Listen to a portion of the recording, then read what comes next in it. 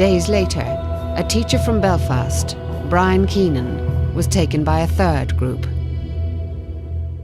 I was leaving it was an old Turkish villa I lived in, and I walked through the garden, opened the gate, closed the gate behind me, and a white Mercedes pulled over in the street, and these guys jumped out with Kalashnikovs and guns.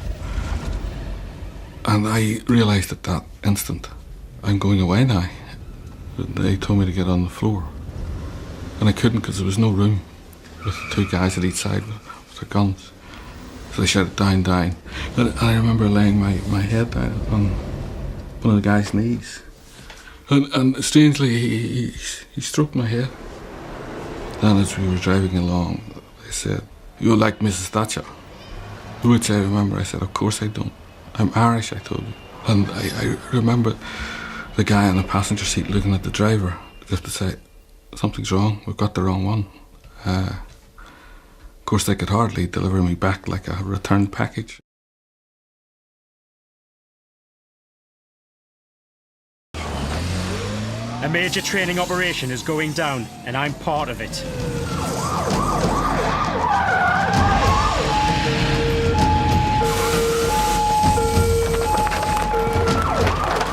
Right, we're getting a brief now. Come on, we're getting a brief off the old commander here.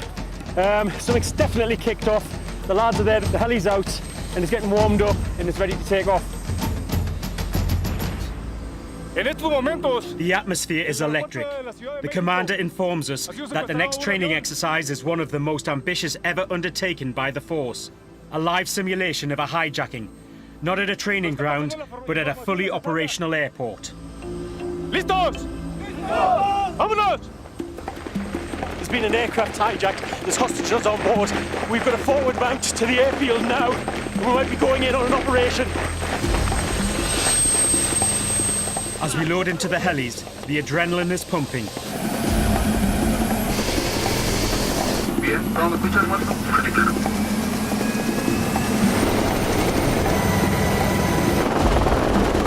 Just like in a live situation, we only get information updates as the scenario unfolds. Okay, we've just had a quick brief on the heli. It's a 727 jetliner that's been taken, it's been hijacked, and there's hostages on board. We don't know how many terrorists they are yet. The second team that was working on the other side of the city have arrived there in the vehicles. They've cordoned off half of Mexico City International Airport. You take a book. You're in a room. There's a telephone. Outside, perhaps there's the sound of gunfire. You lie on the bed. You can't sleep because you're so anxious.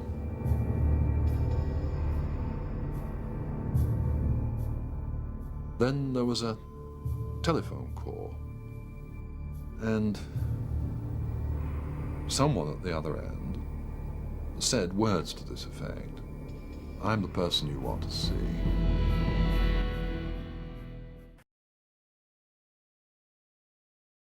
Seven years ago, scientists in America discovered that a magnetic resonance imaging scan could pinpoint the parts of the brain used when lying. In clinical studies in Britain and America, it has managed to distinguish between truths and lies with 90% accuracy.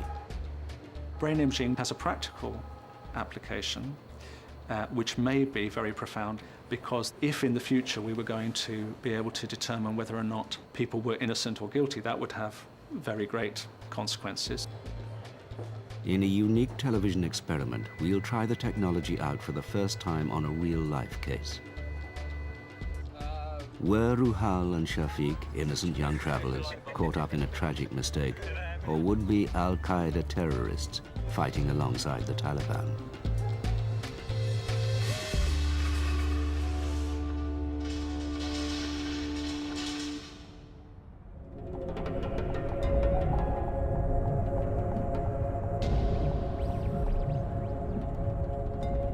When I got to my cell to took my shackles off, someone came and he goes, "Then you're going to put this bucket here, toothbrush here, so it's got to be in a certain order." That's when after he went, I looked up, and that's when I realised, whoa, where am I?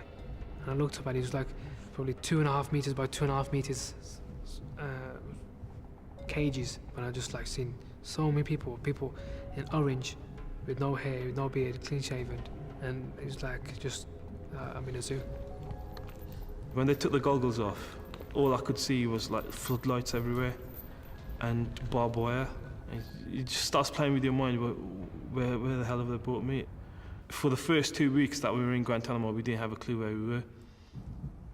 For 2 years, the incredible story of how 3 young Britons ended up in the notorious Guantanamo prison, accused of terrorism, was headline news.